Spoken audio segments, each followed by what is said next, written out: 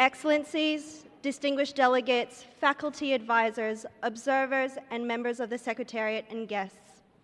It is with immense pride and excitement that I welcome you to the 2026 edition of WIMUN New York. After nearly a year of preparation, the Secretariat and I have been looking forward to gathering here with you today. Standing here marks an important point in time, not only because this is the largest WIMUN conference to date, but because of what this space represents for all of us. Just over 10 years ago, a delegate walked into the General Assembly Hall and took a seat a few rows from the front, just to the left over there. They had no Model UN experience and didn't quite know what to expect. That delegate was me. Walking into the General Assembly Hall for the very first time, I remember the nerves, the awe, and the overwhelming sense that I had stepped into something far greater than myself. I could not have imagined then that my journey would one day lead me back here, first as a delegate, then as a member of the Secretariat, and now as Secretary General for WIMUN. That progression is open to you too. WIMUN is not just a conference you attend once. It is a journey you can grow into, one that invites you back with greater confidence, sharper skills, and a clearer sense of purpose each time. With every conference, you gain experience, credibility, and a deeper understanding of what it means to lead in global spaces. Many of the people who once sat where you sit today have returned as members of the Secretariat team. That is the power of WIMUN. It is a launchpad, a place where ideas are tested, confidence is forged, and young people begin to see themselves not just as future leaders, but as leaders of today. And with the opportunity WIMUN offers comes responsibility. The responsibility to engage seriously with the issues before you, to represent others with integrity, and to use your voice in service of something larger than yourself. This year, more than ever, that responsibility matters. We are living in a world defined by complexity. Global challenges do not exist in isolation. They are interconnected, fast-moving, and deeply human. Questions of peace and security intersect with climate, technology, health, migration, and inequality. Innovation is advancing faster than regulation. Power is shifting. Trust is fragile. And the conversations you are about to have in rooms like this one can shape realities far beyond them. That is why your presence here matters. In the coming days, you will debate, negotiate, disagree, and collaborate. You will be challenged intellectually and personally. You will be asked not just to defend positions, but to listen deeply, think critically, and act responsibly. This conference is not about perfection. It is about engagement. It is about courage. It is about showing up fully, even when the answers are not yet clear.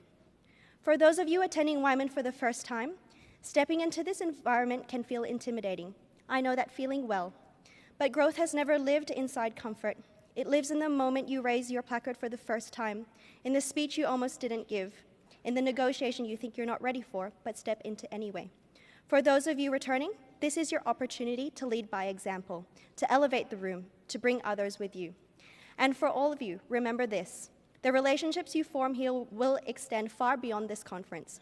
The skills you develop here are ones you will carry into boardrooms, courtrooms, classrooms, governments, and communities around the world. WIMUN exists because we believe young people like you are not just participants in global affairs. You are stakeholders, problem solvers, you are the bridge builders, you are change makers. And the world needs your ideas, your empathy, and your leadership today. So as you begin this week, I challenge you. Use your voice thoughtfully and boldly. Challenge assumptions, including your own. Lead with integrity, and think carefully about how the perspectives, skills, and relationships you develop here might shape what you do next. Let this conference be a starting point, not just for debate, but for action beyond it. Delegates, 10 years ago, I sat where you sit today. Over the coming days, you will create moments that you may not yet realize will shape your future, just as WIMUN shaped mine. And so again, welcome to New York. Welcome to the heart of global diplomacy. Welcome to WIMUN New York 2026. Thank you.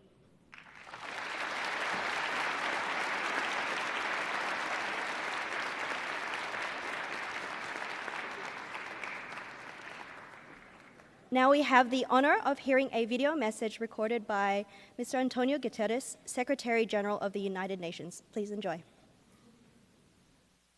Dear friends, our world is in flux, power is shifting, divisions are deepening, and our future is clouded by climate chaos and runaway technologies.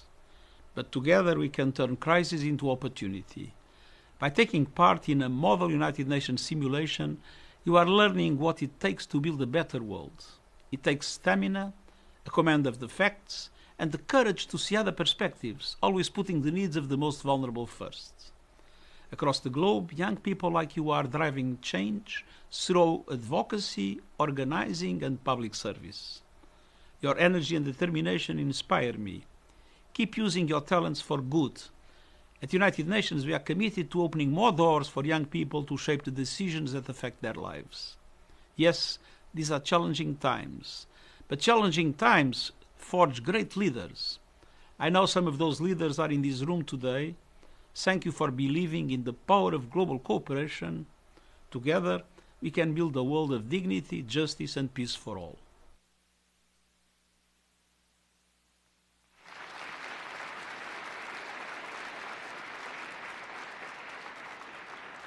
Thank you, Mr. Guterres, for your inspiring message and for your steadfast commitment to empowering young people around the world. Your words reaffirm the vital role youth play in strengthening multilateral cooperation and shaping our shared future. It is now my honor to introduce the UN Assistant Secretary General for Youth Affairs. Please join me in welcoming Dr. Felipe Polio.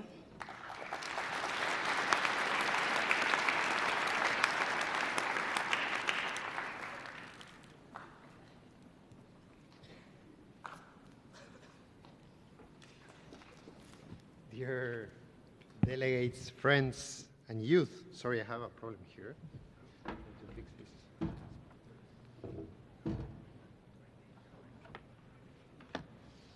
I think now it's better. Well, good afternoon to everyone. I'm so pleased to be one more year with the World Federation of United Nations Association, and welcome. I know many of you are coming from different parts of the world, and I have to say it's beautiful to see this General Assembly room full of young people. And that's why for me it's really a pleasure to be joining this International Model United Nations Conference. And I have to thank everyone that is part of the World Federation of UN Associations, because what you are doing is really contributing to the values of this organization, to the values of the global community, engaging with youth at every part of the world, bringing together students, teachers, communities. We really validate what you're doing for the UN and for the UN values. And also allow me to thank the permanent missions of Jamaica and Portugal for supporting one more year this conference. Really, organizing a conference for 1,700 people from 73 countries is not really a small task. And I believe that the fact that this is a student-led effort makes it much more impressive and much more meaningful. So let's give a big clap and applause for all the students that have been working on this.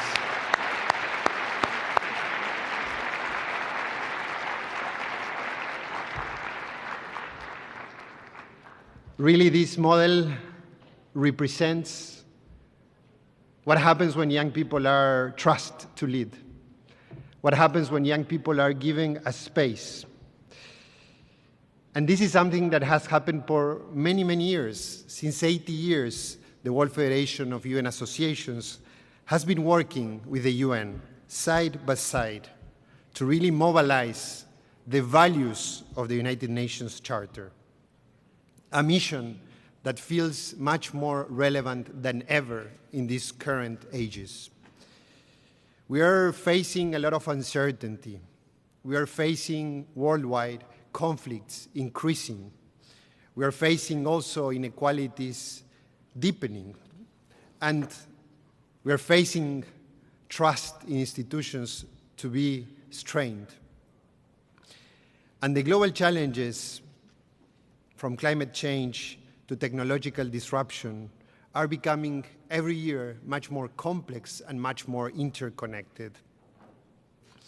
And at times like this, it is easy to really question multilateralism. But let us remember, the United Nations 8 years ago was not created in a moment of optimism. It was created in a moment of crisis. This charter that brings the world together on common values was built by the conviction that even in the most difficult times, cooperation is not a luxury. Cooperation is a need. And that's why it's so critical that we have this place in the world. And the spirit of cooperation is exactly what you are going to do in the upcoming days. It's the exact things that happens in every model UN across the world. You're going to not only simulate how the main decision-making bodies of the UN works, but actually you're going to simulate and you're going to be part of the more important part of this, which is bringing communities and the different together. It is the emphasis on how we are going to work through dialogue, through negotiation, and through the pursuit of consensus that you are going to be able to learn and experience in first person what are the United Nations. And I hope that's the most important lesson of these days ahead. And the truth is that multilateralism is not about the speeches or the dramatic votes that happen. Multilateralism is really about the patience. It's really about the compromise. It's about the difficult and sometimes invisible work behind building trust and building consensus among the people that think different. And I'm sure these are going to be all skills you are going to practice during these days. And these are skills that your generation gets in first person. Young people today are not the leaders of tomorrow. You're already shaping the present. When you choose to be here, when you choose to be part at a community level activity in your countries, you're choosing to act. You're choosing to be part of transformations of our society. And the United Nations, we recognize that. You heard it in first person from our Secretary General, and you will hear it from everyone that works in this house. We believe that meaningful youth participation is a core principle among everything we do. And we believe that meaningful participation is not about symbolic or tokenistic exercises. It's about preparation, it's about responsibility, and it's about the will to engage constructively. And Model UN really builds on that exact capacities. It's about how we arrange and how we approach issues from different perspectives.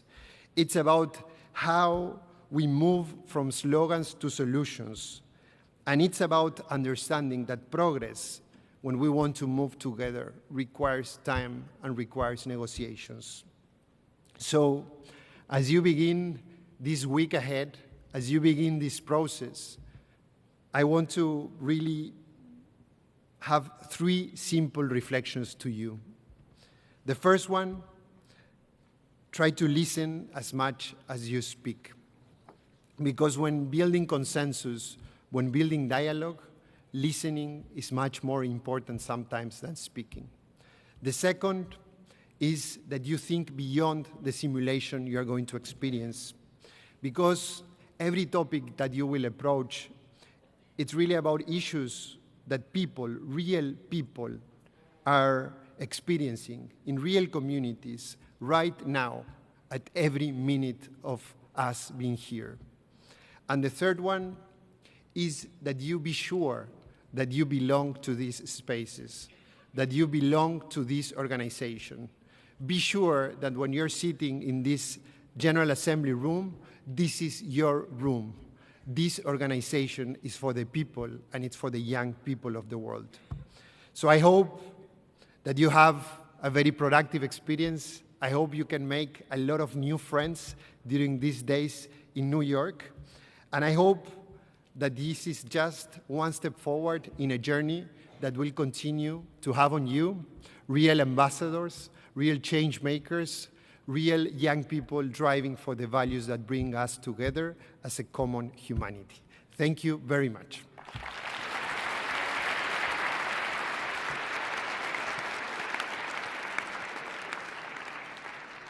Thank you, Dr. Polio, for your warm welcome. We are very privileged to have you here with us today, and you have set the stage for what promises to be a productive and engaging conference.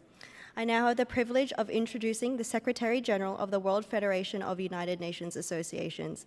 Please join me in welcoming Mr. Aziel Philippos Kulantris.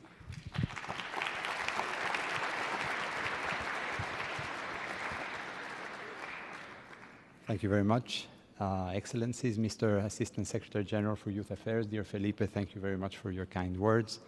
Dear professors and members of academia, dear participants, I have 5 minutes to speak, and I don't want to forget to thank those as organizer who made this incredible event possible, so I will start by thanking them, so it's not let to the end.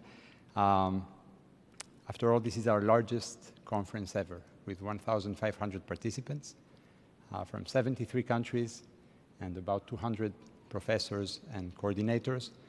So this record-breaking event was made possible with invaluable help from the permanent missions of Jamaica and Portugal. We thank them wholeheartedly. The professional work of our recruitment partners, WILAND, Italian Diplomatic Academy, Educación de la República Dominicana, ISA, JAMCO-C, MUN Experience, and of course our recruitment partners from our own network, UNA Jamaica, who's here with around 100 students, UNA USA, and UNA Georgia, the relentless dedication of our volunteers, especially SG Savannah, USGs Maxine, Michelle, and Diana, the precious partnership of the Kennedy School, BCSS, Christopher Walter, the technicians, and our dear UN security, who all are working under strained conditions, but yet unparalleled dedication. We thank them very much. And finally, of course, our 200 teachers and accompanying people, coordinators that brought the students here. Thank you very much to you too. Now to the few points I would like to make, taking advantage of the fact that I see so many UN supporters here. As the United Nations, and may I say our United Nations, celebrates 80 years of existence this year, I speak on behalf of an organization that's dedicated for the same, 79 years, 1 year less, to be the global movement of citizens who have pledged to defend and advance the values that the UN represents. And while our world stands to, once more, at the crossroads of history, I would like to reaffirm that ours is actually a very simple conviction. A rules-based international order is not an option. It is the keystone that makes everything else possible. And the only all-encompassing organization that represents that is called the United Nations. And there's no one in this room, and so far no one I've ever met, that can provide with an alternative that would be all-encompassing and of equivalent credibility as the United Nations. So the UN remains humanity's most ambitious and inclusive experiment, and it is to be treated as such. Of course, we commemorate the milestone with clear eyes. The UN faces the hard tests of reality driven by geopolitical antagonism, wars, humanitarian catastrophes, as well as, we have to say, the test of time and the changes that it has brought. Yet, as Felipe said just before, the Charter authority stands.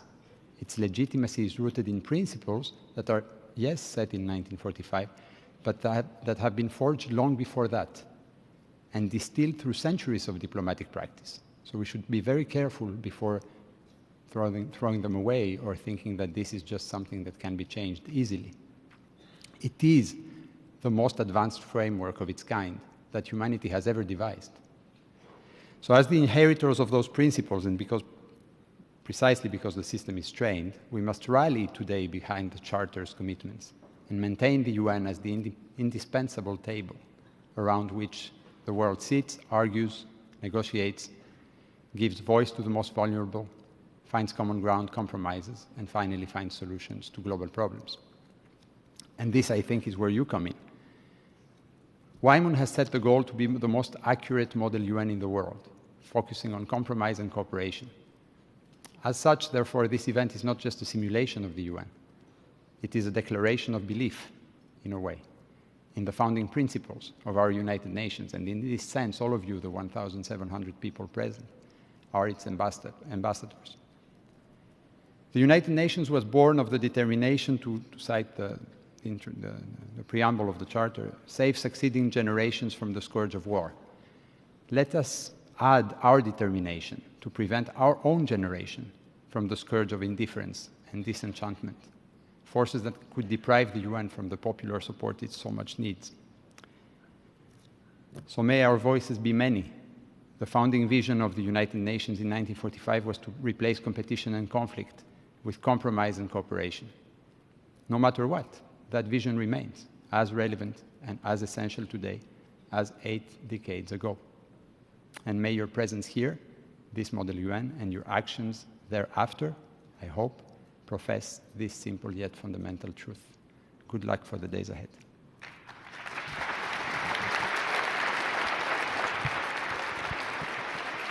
Thank you, Azil, for your wonderful message and for taking the time to join us today.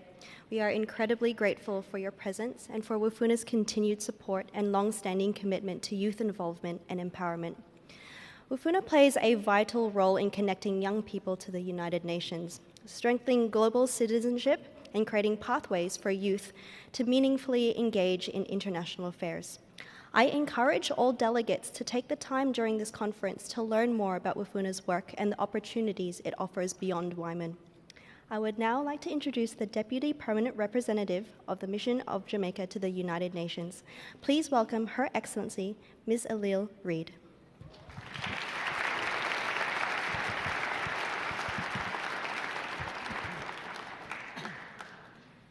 Secretary General, Excellencies, ladies and gentlemen, it is my honor to join you this afternoon for the convening of the 2026 WIMUN Conference.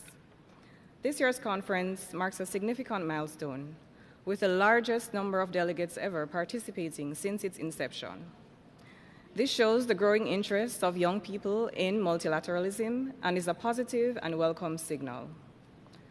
Multilateralism faces immense strain in today's world, with greater fragmentation and division being seen between and among states. Yet there is no better time than now to fully champion the principles of the United Nations as we try to solve some of the most complex issues of our time. Over the next few days, you will participate in a series of negotiations on critical issues that the UN is currently seized with, including but not limited to decent work, digital health, global peace and security, climate change, youth engagement, and the rule of law. As you participate in these simulations, you will begin to understand in greater detail how these issues affect our world today and how multilateralism is striving to address them.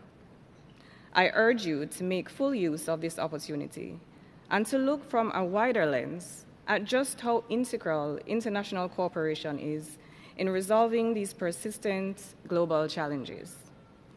Excellencies, your participation in the conference this year is timely and should inspire you to contemplate how multilateralism can be further strengthened.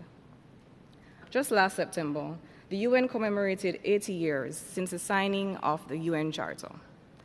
This milestone provided a moment of reflection for the organization, one in which the many successes since 1945 were acknowledged, but also one that considered what a future UN ought to look like and what it should deliver for the people of the world. Though we can celebrate many successes of the UN, including life-saving humanitarian support that has been provided to millions of people across the globe, and the numerous declarations and international conventions that have facilitated cooperation among states, there is no doubt that the UN is in need of renewal and structural changes to improve its effectiveness and efficiency. This acknowledgement has prompted the initiation of the UN's most comprehensive reform process to date, the UN 80 initiative.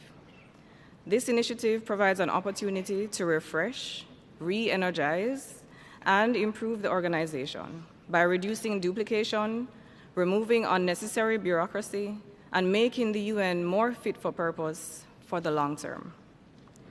Jamaica currently serves as one of the co-chairs of the informal ad hoc working group on mandate implementation review alongside New Zealand, the second of 3 work streams of the UN80 initiative.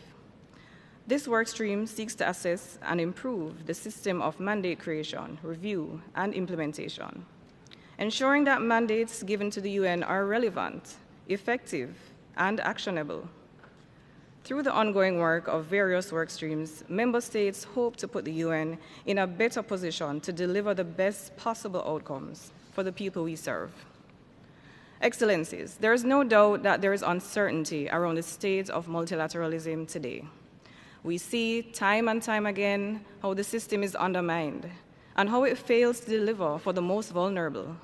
It is easy to give up hope and to adopt the view that the system is not working in its current form and should be discarded. However, I implore you to make a critical assessment before resigning to this position and to further contemplate the political dynamics which often restrain the UN in its functioning. Despite its challenges, the UN's role in preserving international peace and security, in upholding human rights, and promoting development is indispensable. There is no other body where all 193 member states are represented and are able to listen to each other, share their views, and seek to collaborate on a multitude of issues. No other institution has such convening power and allows all countries of the world to have an equal voice on international issues, irrespective of size or military power. We must seek to preserve and improve the most representative international body that exists today. As the world faces increasingly complex threats, member states must cooperate in order to effectively address them. No one country can insulate itself from the impacts of climate change, from cybersecurity threats, pandemics, and war. It is therefore our duty to find meaningful ways to confront these and other issues together. As young people, you may be wondering what role you can play in making the world a better place. I urge you to continue to champion the values that millions before you fought for. Those of equality, peace, and justice. As agreed in the Declaration on Future Generations during the Summit of the Future in September 2024, it is the responsibility of current generations, which includes you, the youth, to protect the needs and interests of those who will follow you. Continue to create spaces for open dialogue. Let your voices be heard and listen to others. Encourage inclusiveness, cooperation, and understanding. Build bridges rather than igniting division, and never underestimate the power that you hold in the decisions made by your respective governments. It is through your voices and values that government policies are formulated and ultimately taken by diplomats to the UN as national positions. As young people and global citizens, continue to advocate for change and shape the outlook of decision makers in your various communities and your countries.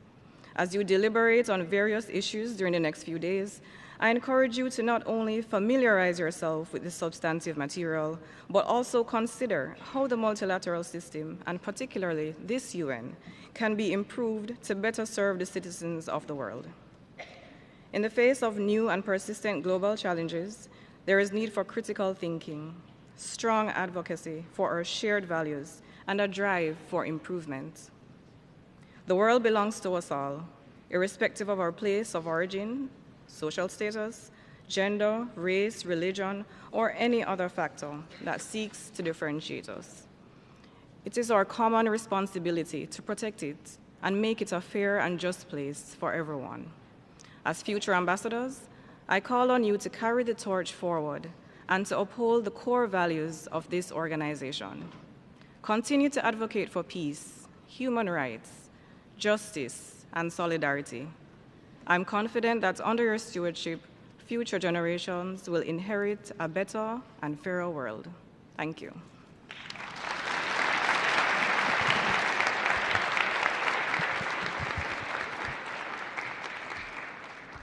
Thank you, Your Excellency, for sharing your insights and message with us today.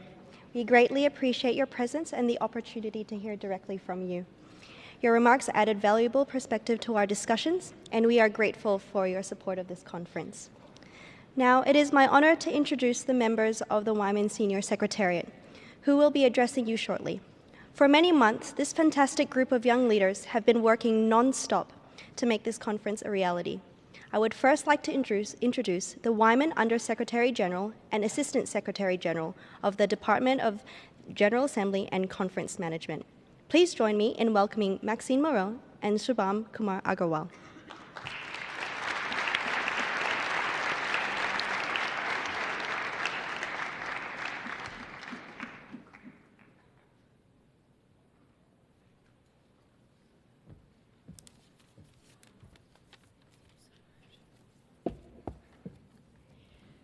Dear delegates, colleagues, and distinguished guests, on behalf of the Department of General Assembly and Conference Management, also known as DGACM, we are truly delighted to see you all gathered here in person. Our role throughout this conference is to really ensure that every procedural and logistical element runs seamlessly so that you, the delegates, can fully dedicate yourselves to meaningful debate, diverse perspectives, and the drafting of thoughtful and impactful resolutions in the days ahead. In a world too often shaped by division and separation, WIMUN remains a space that brings people together. For many of us standing before you today, this conference has really been a source of inspiration, shaping not only our academic paths, but also our commitment to multilateralism and international cooperation. We sincerely hope that this experience will impact you and your future in the same meaningful way that it has impacted ours. We encourage you to make the most of this opportunity, the discussions you will engage in, the ideas you will exchange, and the friendships that you will build. DGACM is always here to support you, and may this conference challenge you and inspire you and remind you of the power of dialogue, consensus, and cooperation to shape a better future.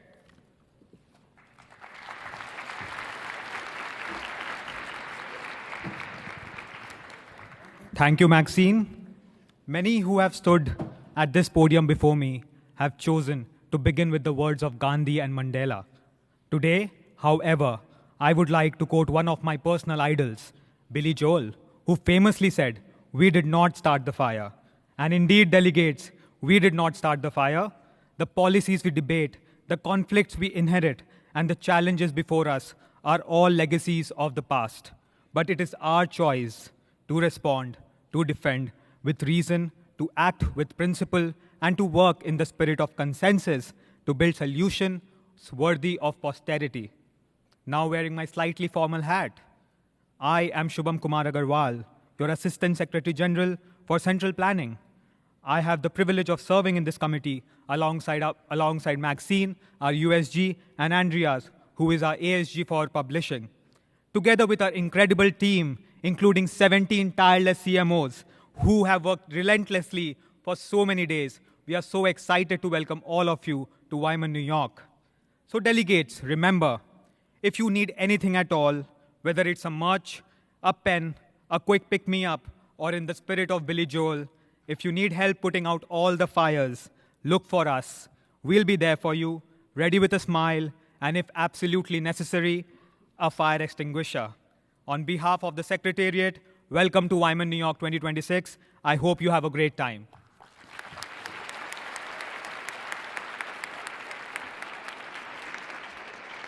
Thank you very much, Maxine and Shubham, for your thoughtful message and for outlining the important role of the DGACM team. We are truly grateful to you and the entire team for the dedication, the care, and professionalism you bring to ensuring this conference runs smoothly. Your support allows our delegates to focus fully on meaningful debate, collaboration, and diplomacy. Now, I would like to introduce the WIMUN Undersecretary General and Assistant Secretary General of the Department of Global Communications. Please join me in welcoming Guy Mincian and Ana Paulina Acosta Aguilar.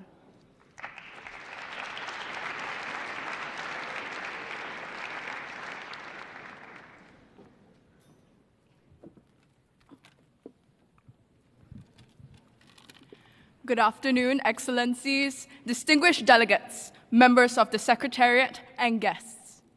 Standing here in this hall, you can feel it, the weight of history, the echo of big ideas, the reminder that words in this room actually matter. But the world isn't shaped only by votes and resolutions. It's shaped by stories, by who speaks, who listens, and who decides to try anyway. Before the first amendment is added, before the first paragraph is read, a story is already being written. This week, that story is yours. At WIMUN, our job is to make sure that those stories don't disappear the moment the gavel falls. Welcome to WIMUN New York 2026. We're Michelle and Pau, your Undersecretary General and Assistant Secretary General for Global Communications. And our role is to give that work a voice and a memory, to make sure what happens here travels beyond these walls. In a world where a single photo, a short video, or one sentence can cross continents in seconds, storytelling isn't a nice extra. It's power, it's responsibility. And those stories aren't made by just another account, they're made by people. By videographers carrying cameras across the hotels like they're running a relay race, by photographers waiting 10 minutes for the perfect shot of the delegates reaching consensus, by social media teams arguing lovingly over who mistyped the captions for our next reel. To our communications team, the people behind the scenes, behind the lenses, and behind the very long days, thank you. This conference will be remembered because of you.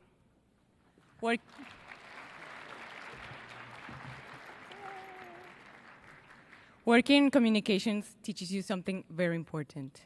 Leadership isn't just about being the loudest person in the room. It's about noticing what matters. It's about choosing to use your skills so others can be heard. It's about building understanding before chasing attention. And that's exactly what this conference asks of you. Because you're not just delegates with placards and country names. You're carrying ideas, histories, perspectives, futures. This week, you're writing a story about the kind of leader you want to become, in the way you debate, in the way you disagree, and in the way you build something with people who don't think like you. Consensus isn't silence. It isn't comfort. It's the courage to listen, the discipline to understand, and the decision to move forward together anyway. In a divided world, that kind of patience isn't weakness. It's strength. So, here's our challenge to you. Use your voice, use it with care, use it with courage. Tell your story, and make room for other people's stories too. Share those moments. Share those ideas. Share the journey you're about to begin. Follow us, tag us, and be part of the story at WIMUN Secretariat across all platforms. This is your conference, this is your voice, and this is a story worth telling. Welcome to WIMUN New York 2026.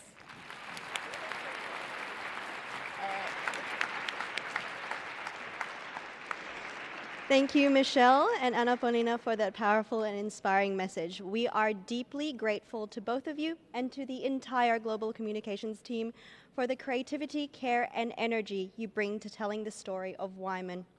Your work ensures that the voices, ideas, and moments from this conference reach far beyond these halls. Last but not least, I would like to introduce the Assistant Secretary Generals of the WIMUN Department of Policy.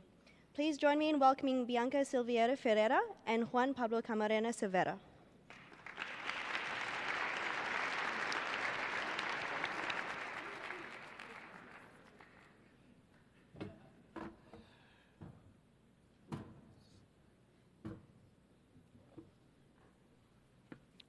Sorry. Excellencies, distinguished delegates, faculty advisors, observers, members of the Secretariat. It is an honor to stand before you today at the United Nations General Assembly Hall representing the policy team for WIMUN New York 2026, who, for the past several months, has been working tirelessly to prepare the most accurate representation of real-world decision-making. Oftentimes, during the countless late nights working in the simulation materials or the training plans, we reflected on what's the point of this? What's the motor that drives this whole operation that every year brings together hundreds, if not thousands of delegates from all around the world? The answer has always been clear to us. It's because of you, delegates. We admire you for standing in this very hall, because as the world steers towards darkness, leans toward conflict over peace, and seeks difference over understanding, we need a light that restores hope of a world guided by peace, dialogue, and cooperation. Let me tell you, delegates, you are the light of the world. You are the ones that can fight for something bigger than yourselves. Become peacemakers and create a better future for everyone.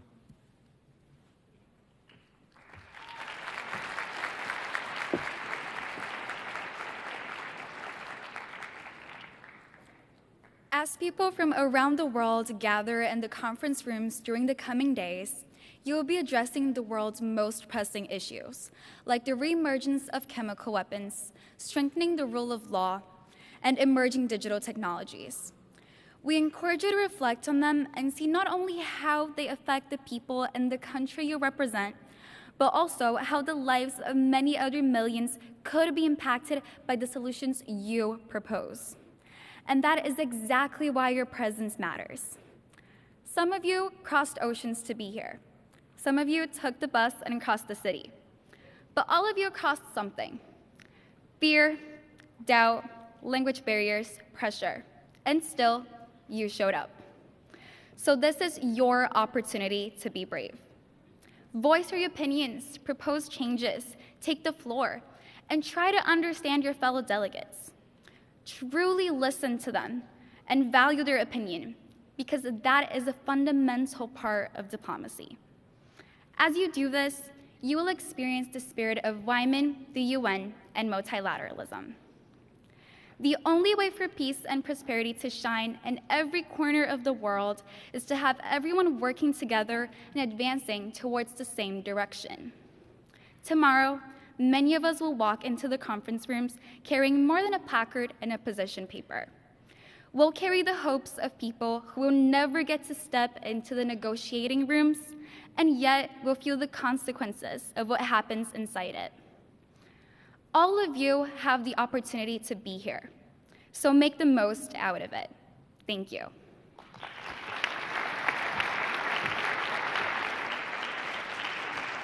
Thank you, Bianca and Juan, for your thoughtful message. We are deeply grateful to not just you, but to the entire policy team for the dedication, precision, and care that all of you have gone into preparing this year's simulations. Your work ensures that our delegates engage with global issues in a way that is rigorous, realistic, and deeply meaningful. We have gathered here with a shared purpose: to engage in dialogue, to seek understanding, and to practice the principles of multilateralism and cooperation that underpin the United Nations. On behalf of the Secretariat and the World Federation of United Nations Associations, it is my great honor to formally declare the World International Model United Nations New York 2026 Conference open.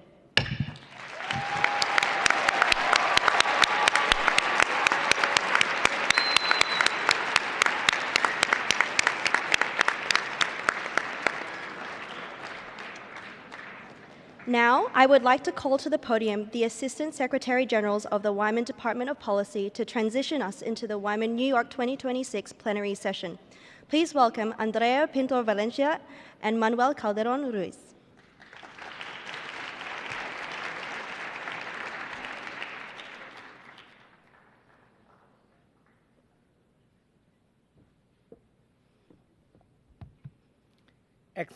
Excellencies, Madam Secretary General, distinguished delegates, faculty advisors, observers, members of the Secretariat. We have now transitioned into the opening plenary session for WIMUN 2026. From this moment forward, delegates are no longer seated as students, but as representatives of the member states they have been assigned. We are exceptionally privileged to be gathered here in the United Nations General Assembly Hall, a place that embodies the spirit of dialogue, diplomacy, cooperation, and stands as a reminder of the power of coming together to shape a more peaceful, just, and hopeful world. Here, you have the rare opportunity to step into that process, to experience what it means to represent a nation, to balance national interest with global responsibility, and to search for consensus.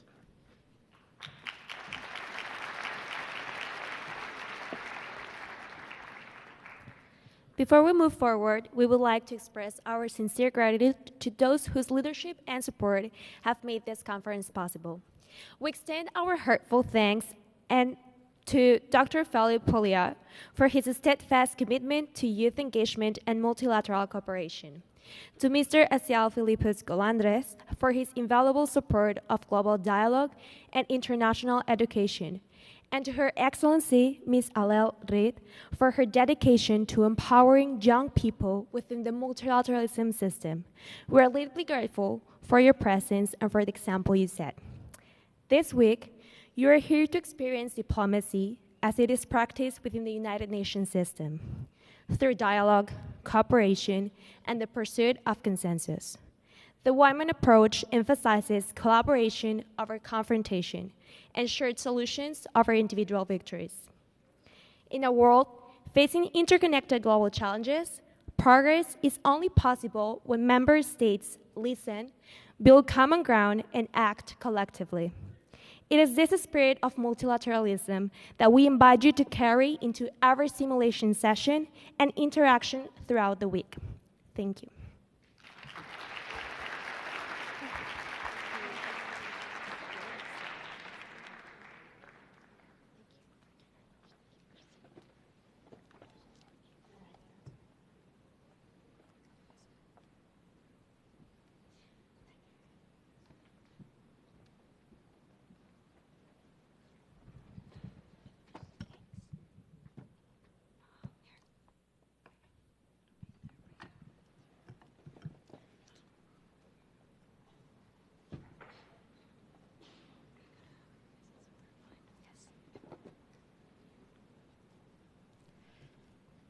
The first meeting of the 12th session of WFUNA International Model United Nations General Assembly is now called to order.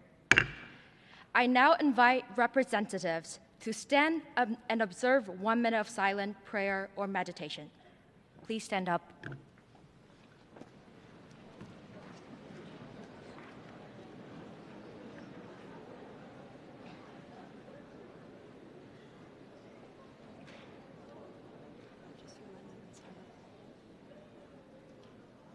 Please remain in silence. Thank you.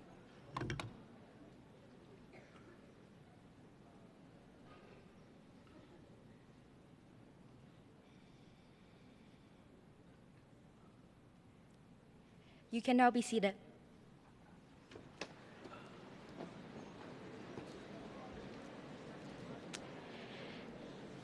Excellencies, Madam Secretary, distinguished delegates, ladies and gentlemen, it is my great honor to address members at the opening of the 12th session of the WIMUN General Assembly.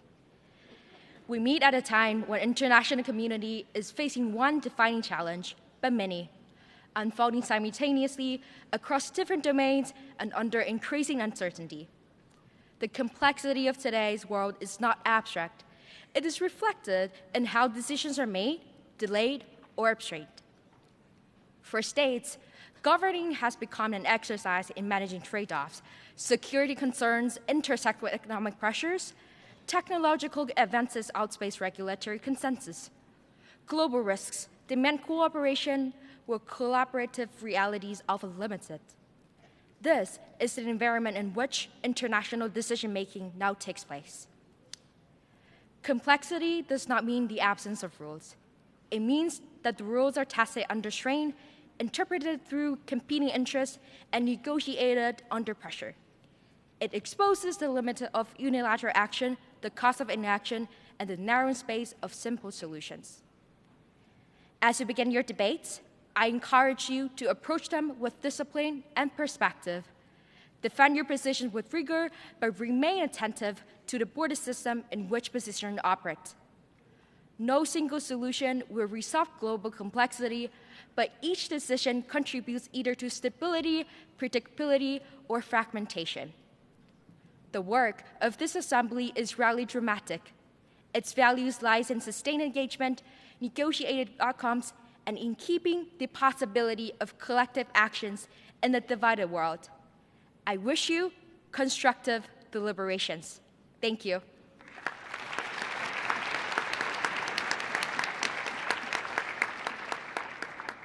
I now give the floor to the Secretary General, Her Excellency Savannah Jamora.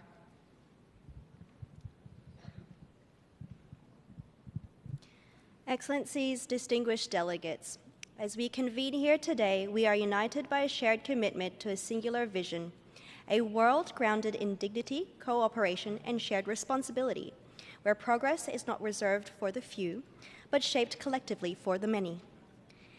In recent years, our global community has been tested in ways we could scarcely have imagined.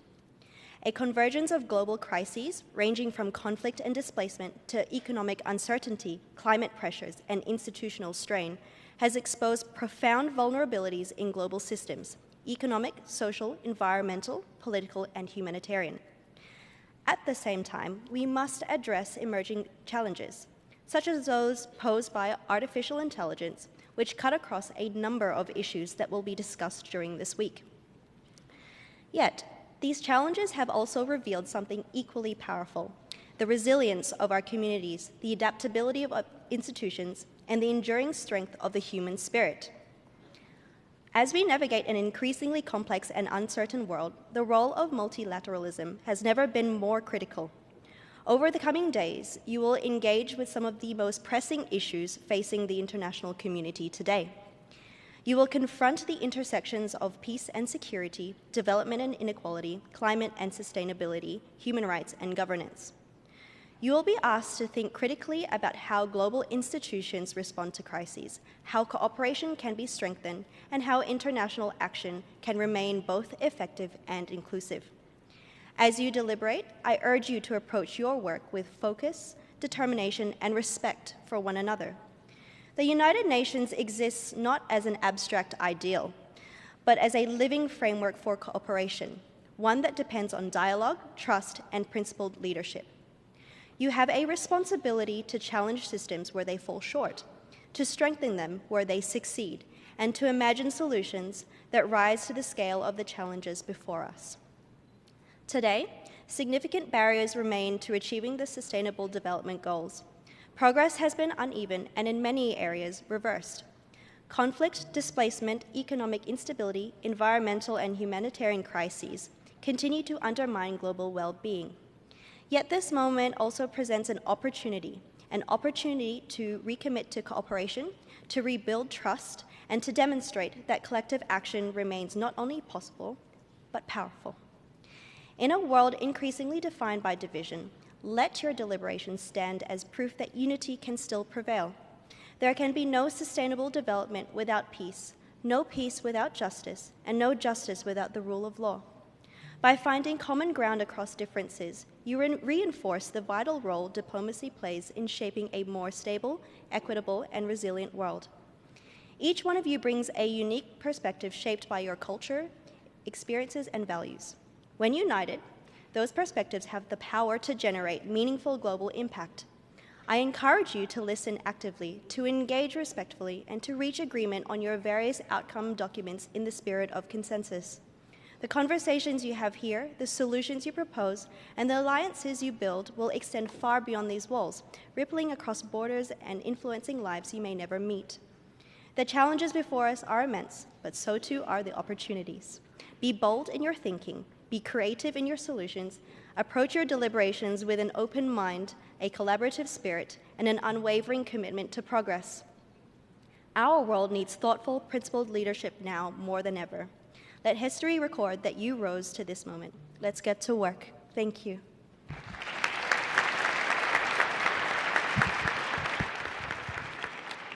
Thank you, Madam Secretary, for your speech. Distinguished delegates, I invite the General Assembly to begin its general debate. I wish to inform delegation that the list of speakers during general debate is closed, and to remind delegates that are on the list of speakers that they have 1 minute to deliver their speeches. I now give the floor to the first speaker on my list, the distinguished delegate of Tanzania. Distinguished delegates, I invite the General Assembly to begin its general debate. I wish to inform delegation that the list of speakers during general debate is closed, and to remind delegates that are on the list of speakers that they have 1 minute to deliver their speeches. I now give the floor to the first speaker on my list, the distinguished delegate of Tanzania.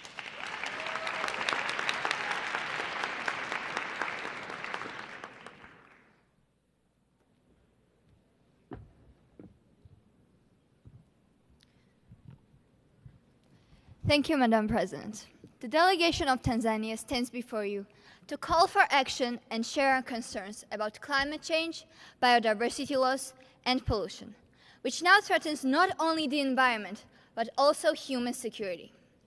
Droughts and floods increasingly destroy agriculture, which employs the majority of our population, and the loss of ecosystems affects our economic opportunities. Africa overall contributes the least to global emissions, yet bears some of the harshest impacts.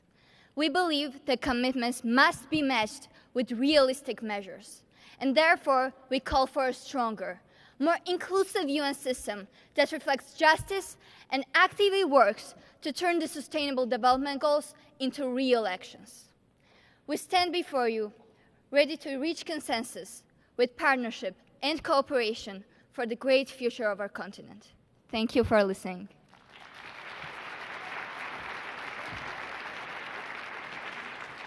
I thank the representative of Tanzania for her statement.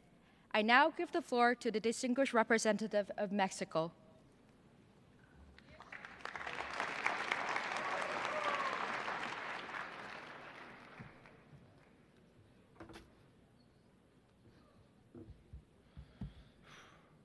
Hola, buenos dias, and thank you, Madam President, for this opportunity. I stand here today to address two important challenges Mexico is currently facing. The first challenge being poverty and inequality. Although Mexico's economy is growing, there are still many families that find it difficult to pay for basic needs, such as food, housing, and education. There is a significant gap between rich and poor that continues to limit opportunities for a lot of people. The second challenge is public safety and crime. In some areas, violence and crime negatively impact people's daily lives and make communities feel unsafe. This problem significantly impacts economic development and community trust. However, despite these challenges, Mexico is taking action and trying to make things better. The country is working with international organizations, including the United Nations, to improve its social equality and improve safety. Through these efforts, Mexico hopes to create a better and healthier future for its people and for the world.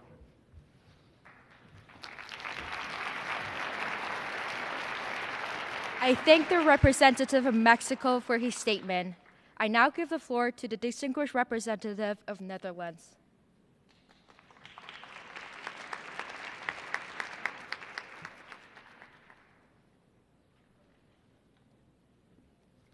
Thanks, Madam President.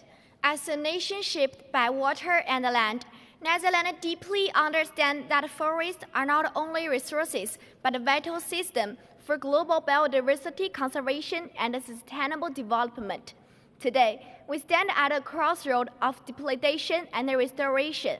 In Netherlands, we are implementing a circular bioeconomic strategy such as coastal afforestation and peatland restoration in order to enhance carbon storage and water management. Regionally, we are advocating for stronger due diligence within EU framework, ensuring every product contributes to development for global forest. However, global deforestation is still the weakest link. We actively support to the Paris Agreement and supporting reforms to the UN forms on forest funding mechanism to provide more resources to developing countries. The Netherlands believes that only through inclusive cooperation and innovation can we truly curb forest degradation and to build a better future together. That's all. Thank you. I thank the representative of Netherlands for his statement. I now give the floor to distinguished representative of Kazakhstan.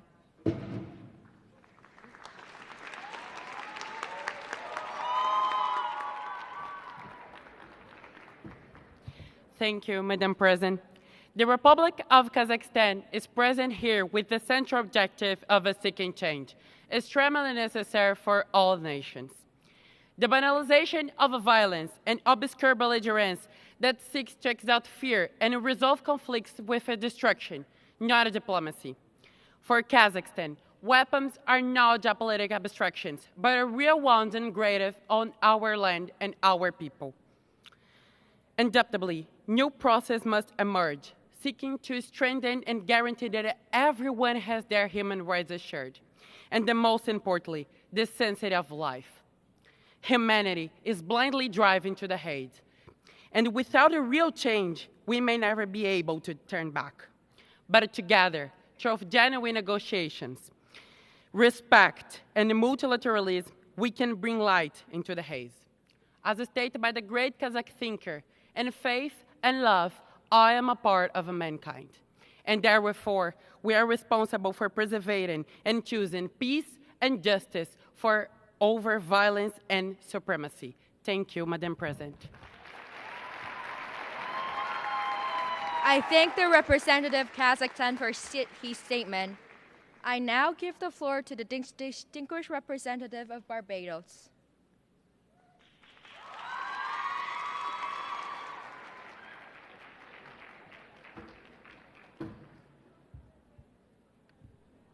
Thank you, Madam President. Barbados speaks today not from abstraction, but from lived reality. As a small island developing state, our people face rising seas, stronger storms, and economic shocks that not only threaten development, but survival itself. Although the Caribbean bears a disproportionate share of climate change's consequences, Barbados has been responsible in its actions, including our investment in renewable energy. But national action cannot compensate for global inaction. As Prime Minister Motley has stated, failure to provide the critical finance and that of loss and damage is measured in lives and livelihoods of our people. This is immoral and unjust. Madam President, multilateralism must deliver for the vulnerable. Barbados calls for the greater equity in decision-making processes on the international plane. Our survival should not be dependent on charity. It must be dependent on justice. Thank you. I thank the representative from Barbados for her statement. I now give the floor to the distinguished representative of Marshall Islands.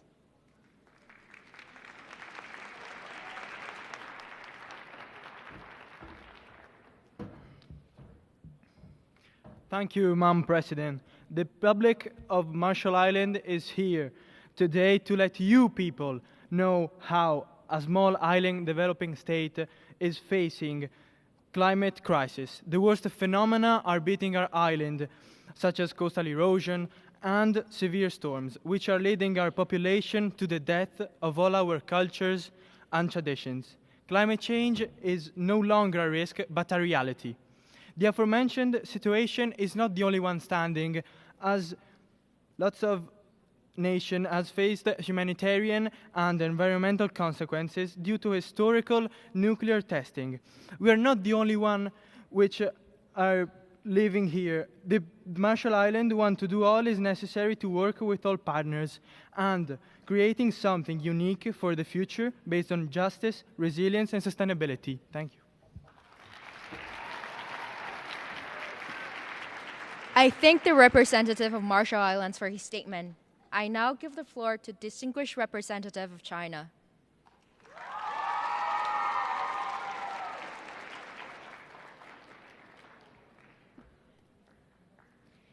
Thank you, Madam President. Many of us entered this room with artificial intelligence in our pockets. If we ask whether everyone is concerned about it, most hands would rise. However, if we ask whether a global system exists to regulate it, every single hand would drop. This silence condemns us all. AI is reshaping education and commerce, but its benefits are uneven while its risks are present. In China, with over 1 billion internet users, this is urgent. We recognize the opportunities and risks of rapid technological growth and have developed AI governance guidelines for global implementation so technology serves humanity, not divides it.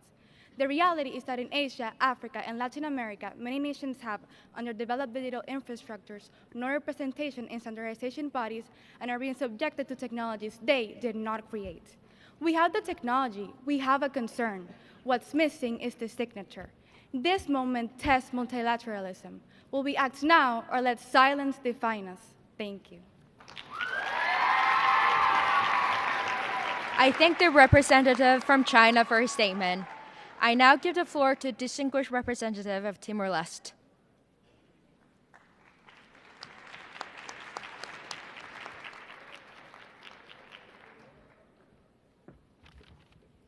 Thank you, Madam President. As a young democracy, Timor-Leste is working to build a sustainable and resilient economy. Our national priorities focus on long-term growth, by reducing dependence on oil and gas while strengthening key economic sectors. Timor-Leste holds strong potential for ecotourism, with its beautiful landscapes, rich culture, and peaceful communities. Promoting tourism can create jobs, support economic growth, and protect the environment. Yet, challenges remain. Regional tensions in the South China Sea, recent acts of violence beyond our borders, and devastating wildfires in Australia remind us of ongoing threats to peace and security. Climate change further affects food security and sustainable development.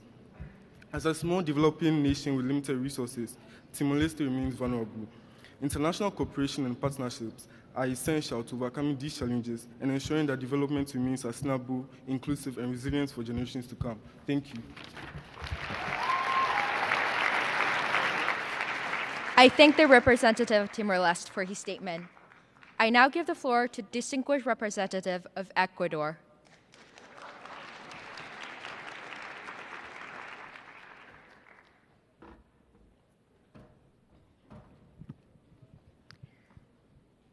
Thank you, Madam President.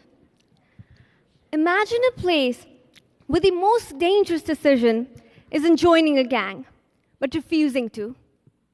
A place where vulnerability paralyzes the dreams to prosperity. This is the reality of today's Ecuador. Manabi, where once echoed the sound of turquoise waves, now resounds gunfires. Drug-induced conflicts and organized crimes caused over 9,000 homicides in 2025 alone, and promoted transnational crimes stretched across South America. The spread of these networks accelerates crimes and poses risk even to the wider world. Our government, in response, announced a state of internal armed conflict, a conflict fought against the quiet transactions that explodes into the streets, igniting riots in prisons and fear in communities. Yet these measures are just ephemeral. So, we call for regional coordination in intelligence and law enforcement and for the UN to facilitate international cooperation. Two truths can be true at once: a world of relentless violence and a world of hope. Let's choose our own truth to be the latter. Let's make 2026 the year of solidarity, shared responsibility, and security for all. Thank you. I thank the representative from Ecuador for her statement. I now give the floor to distinguished representative of Germany.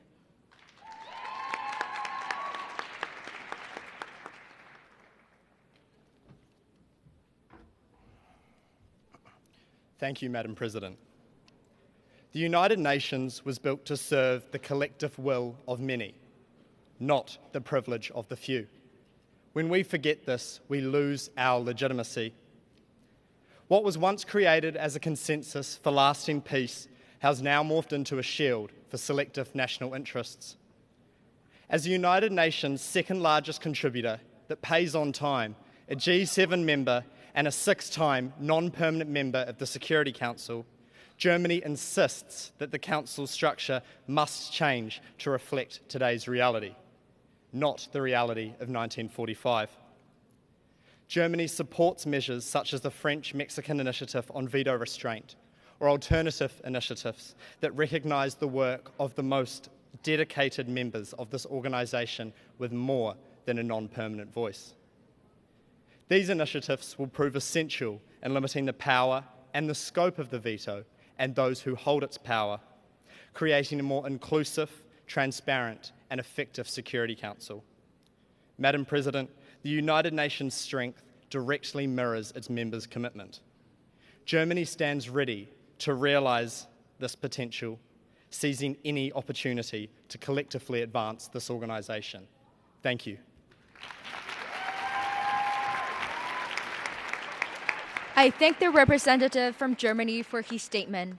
I now give the floor to distinguished representative of Nepal.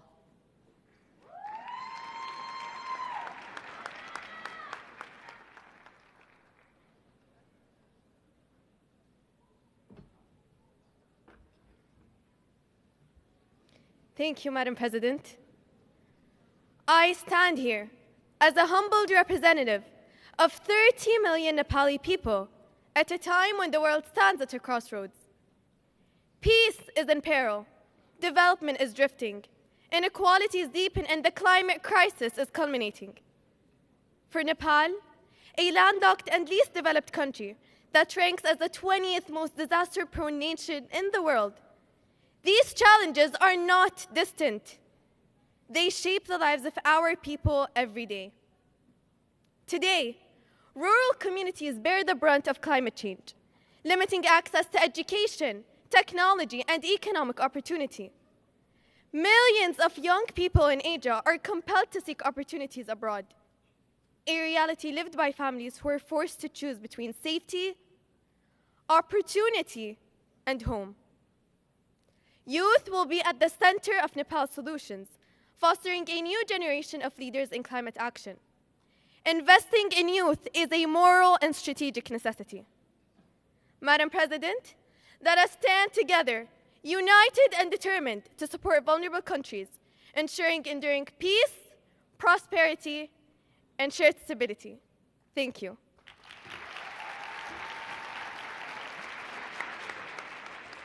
I thank the representative from Nepal for his statement. I now give the floor to distinguished representative of Argentina.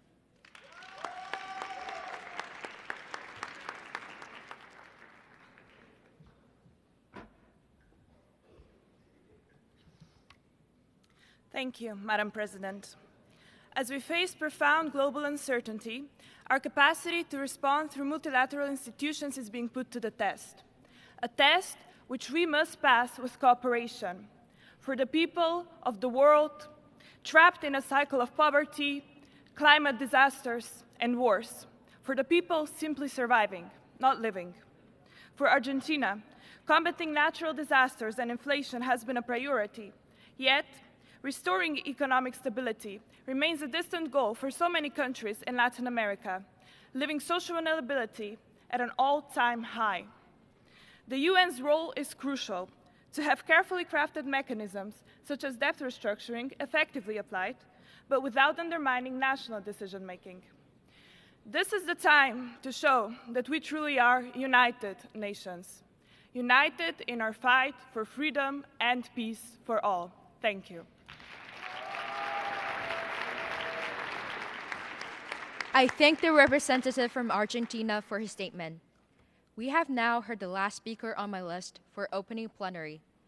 I wish to remind delegates that if they have not subscribed to the list of speakers in their respective simulations, they should do so by noon tomorrow, February 10th, 2026.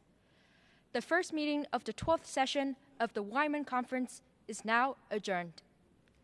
Delegates, please remain seated as there are a few announcements. Delegates, faculty advisors, observers, and guests, please remain seated as I would like to advise a couple of things. Our conference starts at 9 a.m. tomorrow. 9 a.m. is the time when all of our simulations start. All of the participants are expected to be there at 8:55 a.m. in your respective simulation rooms. Please refer to your delegate handbook or the back of your badge for more information. Now, please note that exit procedures have changed today. Again, please remain in your seats. UN security have advised that we need to exit through the entryways behind the front of the General Assembly Hall. Each section will exit one by one, starting with your leftmost section. Each section is separated by the walkways. Faculty advisors will be escorted from the 4th floor to the 2nd floor, where they will join others in exiting the General Assembly Hall. Please do not gather in the General Assembly Hall. Groups that need to gather can do so in the main plaza outside. Please remain in your seats until I direct you to exit. So, starting with your leftmost section here, please make your way to the exit behind the front. WIMUN staff will guide you to where you need to go. Thank you.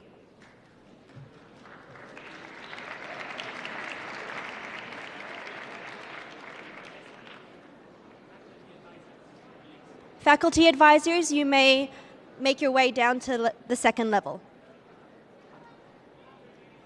Please remain seated until the leftmost section has exited the General Assembly Hall.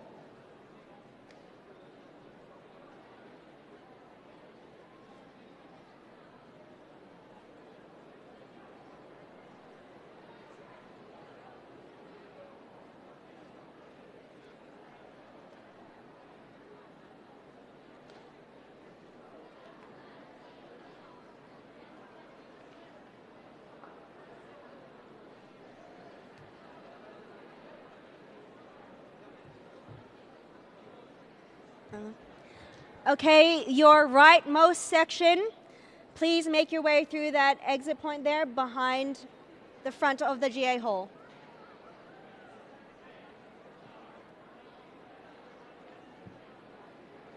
Everyone else, please remain seated.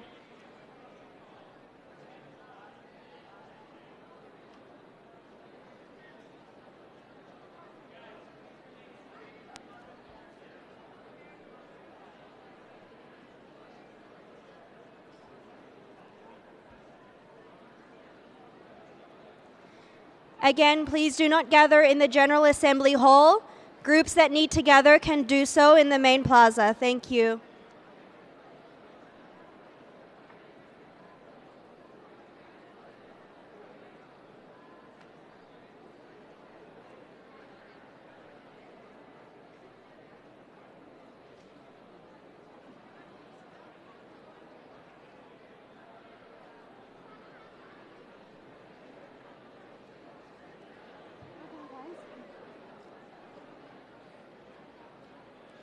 Bennett.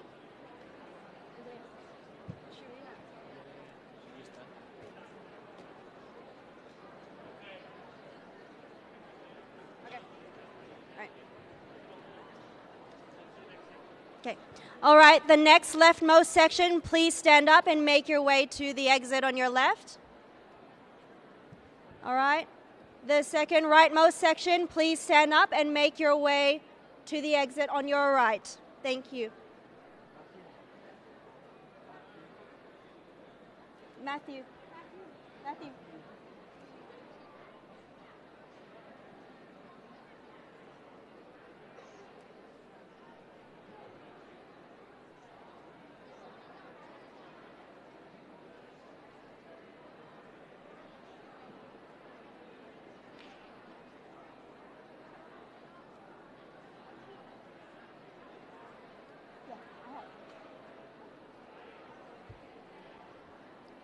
Again, please do not gather in the General Assembly Hall.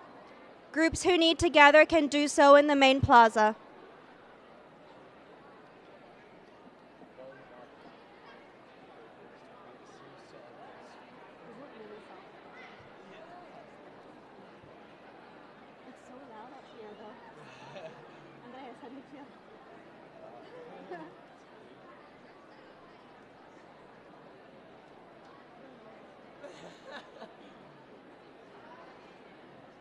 I don't know, it can go down. Like,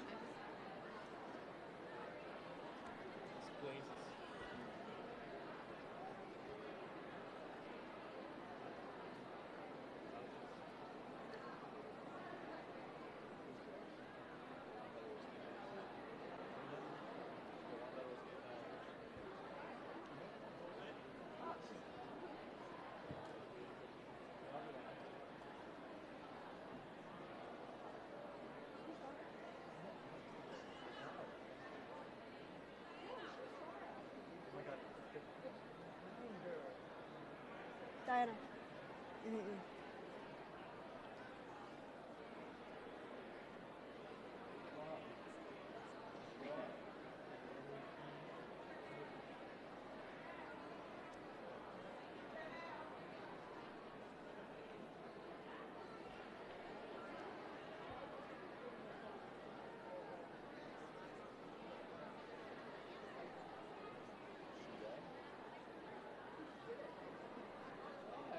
But I'm not doing anything. Like, I'm just doing my beauty. That's my contribution to this talk, to this panel.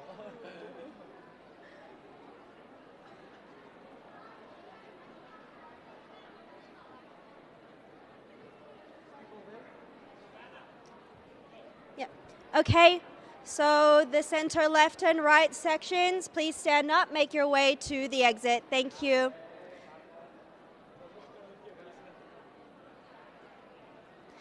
Please do not gather in the General Assembly Hall.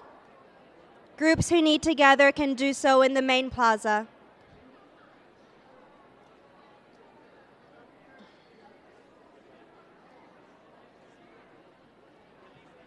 I have.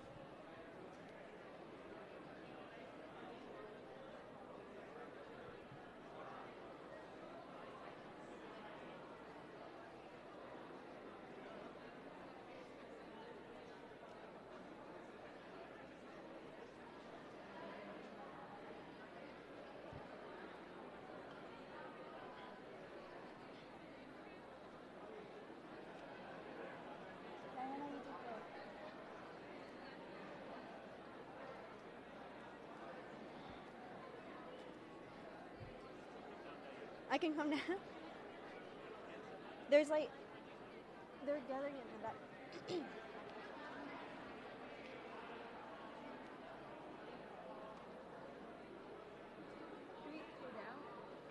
Yeah, I'm just gonna make an announcement.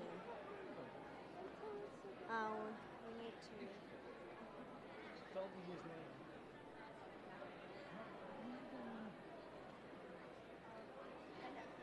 Bennett. No, not yet. Because people will see it and then they'll. He's gonna kill us. Yeah. So we're almost there. I'm just gonna. You guys can go. I'm just gonna stay here because the mic is here. You mean?